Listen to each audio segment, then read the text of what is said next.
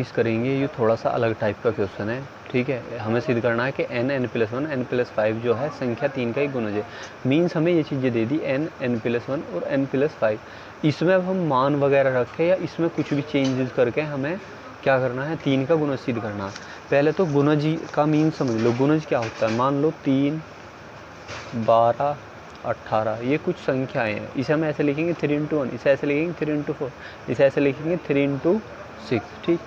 तो अब थोड़ी बात ध्यान से सुनियो। मैं 10th में भी तुम्हें पढ़ा चुका हूँ कि यदि किसी संख्या के मल्टीपल में कोई संख्या आ रही है तो वो उसका गुणज होता है। डिविजिबल भी बोल देते हैं, उसका भाजक भी बोल देते हैं।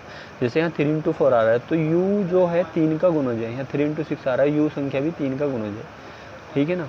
तो हमें कोई भी संख्या सिद्ध करने के लिए उसके फैक्टर में या कहीं पे भी हमें क्या लाना, बाहर उसके मल्टीपल में हमें 3 ला देना कैसे भी, ठीक है।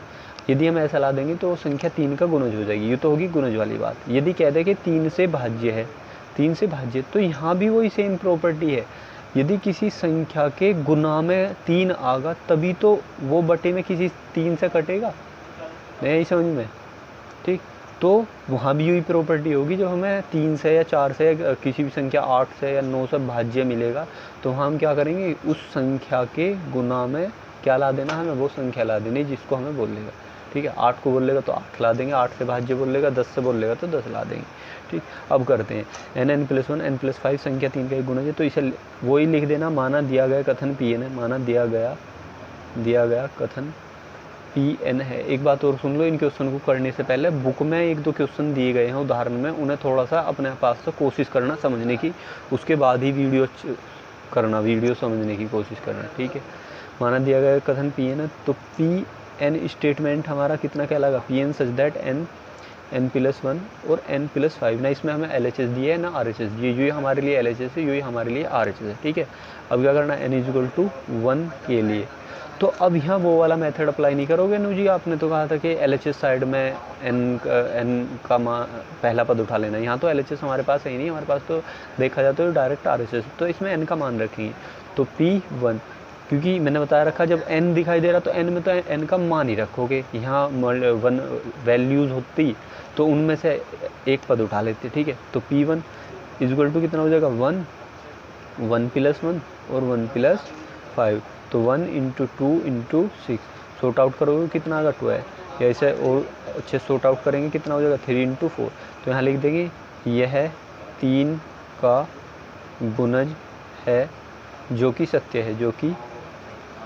है, तो यह कह देंगे। इसलिए Pn हमारा क्या है, Pn सत्य है हमारा, इसलिए Pn सत्य है। जब Pn सत्य है तो इसलिए Pn सत्य है, तो इसलिए कल्पना करते हैं, क्या कल्पना करते हैं कि P के कथन भी सत्य होगा। देखो राइटिंग ऐसी है, लेकिन जो बोल रहा हूँ उसे तरीके से लिख लेना। P के स्टेटमेंट लिख दो, क्या होगा, P के सच दैट k+1 और k+5। यहाँ थोड़ा सा तुम्हें रुकना है। यहाँ हमें किसी भी प्रकार से इस वैल्यू के इक्वल में कोई वैल्यू लेनी पड़ेगी, कोई भी वैल्यू माननी पड़ेगी। यदि हमसे 3 का गुणज कहा गया है तो 3 इंटू में यहाँ Q ले लो, R ले लो, S ले लो, कुछ भी ले लो, मैं यहाँ M ले रहा हूँ, ठीक है। यदि हमसे 8 का गुणज कहा जाता तो 8M ले लेते हैं, ठीक है। इस वाले स्टेप पे, P के स्टेटमेंट पे, ठीक है। Q लेंगे उसे ही बता रहा हूँ, यहाँ से K का मान निकालते हैं। K में मल्टीप्लाई करोगे k², फिर यहाँ करोगे तो प्लस में K, लेकिन U भी किस में रहेगा, ब्रैकेट में। और U ऐसा का ऐसी k+5 = 3। तो यहाँ से मल्टीप्लाई कर दो K की Q, फिर यहाँ करोगे प्लस 5k², फिर K की यहाँ होगी प्लस में k², फिर K की यहाँ होगी प्लस में 5k = कितना, 3m। तो यहाँ से K की Q 5k और 6k कितना, 6k² प्लस 5k = 3m। इसे इक्वेशन नंबर 1 कह देंगे, ठीक है। अब लिखेंगे चूँकि P के कथन सत्य है। क्यों सत्य है, हमने कल्पना करी थी, ठीक है। तो अब हम सिद्ध करेंगे, इसलिए हम सिद्ध करेंगे, क्या सिद्ध करेंगे कि Pk+1 भी सत्य होगा। भी सत्य कह दो, या Pk+1 भी 3 का गुणज होगा।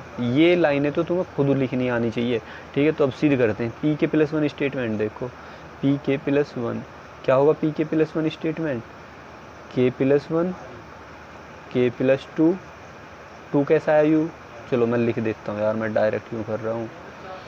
देखो यहाँ इस के की जगह के प्लस वन आ गया, इस वाले के की जगह के प्लस वन आ गया, यू प्लस का वन ऐसा क्या है, इसी में डायरेक्ट करने की आदत बहुत ख़राब है। के प्लस वन और प्लस में 5 इक्वल 3 हम नहीं लोगे, ठीक है ना, वो तो हमने वहाँ मानना था। ठीक, अब यहाँ के प्लस वन ऐसा कैसी, और के प्लस टू और के प्लस 6, ठीक है, इसे सॉर्ट आउट करते हैं आगे।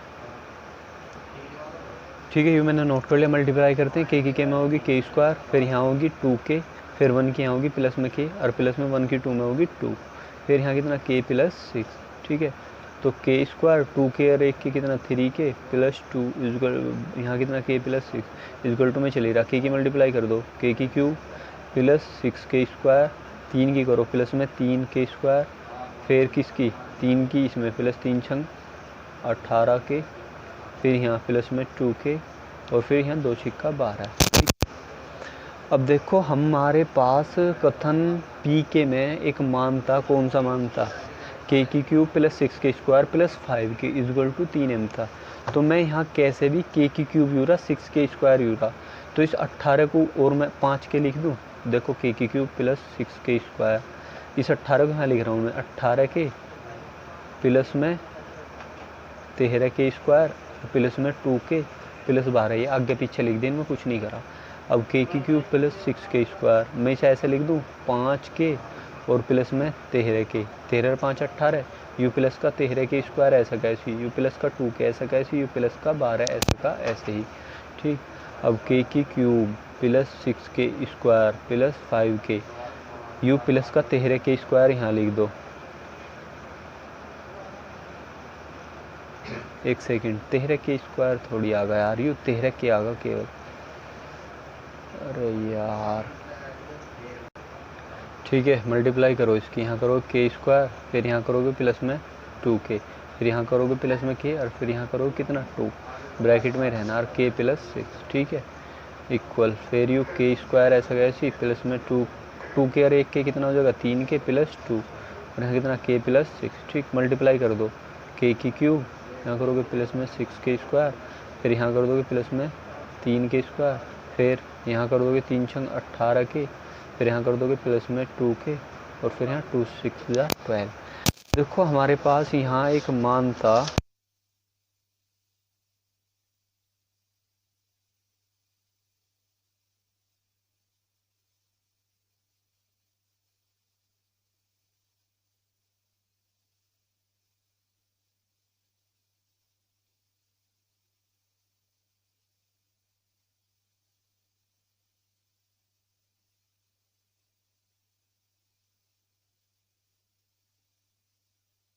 कोई बात नहीं।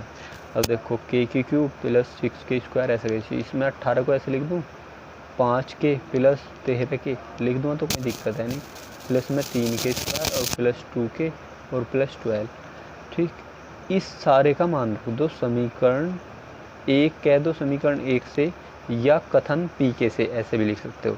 तो इस वैल्यू की जगह क्या लिख दूँ मैं, इस वैल्यू की जगह 3m लिख दूँ प्लस 13 और 2 कितने 15k, और प्लस में 3k स्क्वायर और प्लस में 12, तो 3m, इसे या ऐसे लिख दो 3k स्क्वायर प्लस में 15k और प्लस में 12।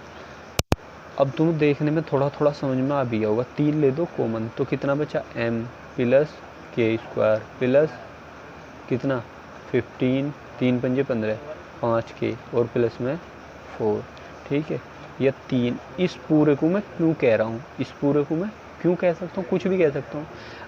देखो क्यों ऐसे क्यों कह रहा हूँ, मान लो जैसे यूँ घर है या यूँ ईंट है, इस ईंट पे मैंने पूरे पे पन्नी ढक दी, और इस पिन्नी ढकने के बाद उस पर एक बोर्ड लगा दिया कि यहाँ ईंट है, तो कोई दिक्कत थोड़ी है ना, वही काम मैं सेम कर रहा हूँ। इस पूरे पार्ट को मैंने इस क्यों से ढक दिया, और यहाँ मैं दर्शा रहा हूँ जहाँ क्यों इजगल टू कितना है m प्लस k का स्क्वायर प्लस में 5k प्लस 4, ठीक है।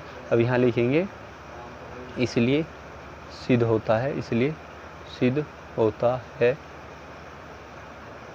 इसलिए सिद्ध होता है, क्या सिद्ध होता है कि n n+1 और n+5 संख्या 3 का एक गुणज है। क्लियर? इस नाम भी दे सकते थे समीकरण नंबर 3 या दूसरी जोन से भी। क्लियर है? इसी प्रकार से सारे क्वेश्चन करने हैं, इजी से हैं और थोड़े टफ भी हैं भाई। देखो कुछ टफ ये हैं, इनमें यूँ ड्रामाबाजी समझ में नहीं आ रही, कहाँ करना क्या है बच्चों को, ठीक है। और इजी ये है, स्टेप एक ही है, यदि तुम एक ही स्टेप को अप्लाई करते हुए प्रोसीड कर दोगे तो पूरे नंबर मिलेंगे।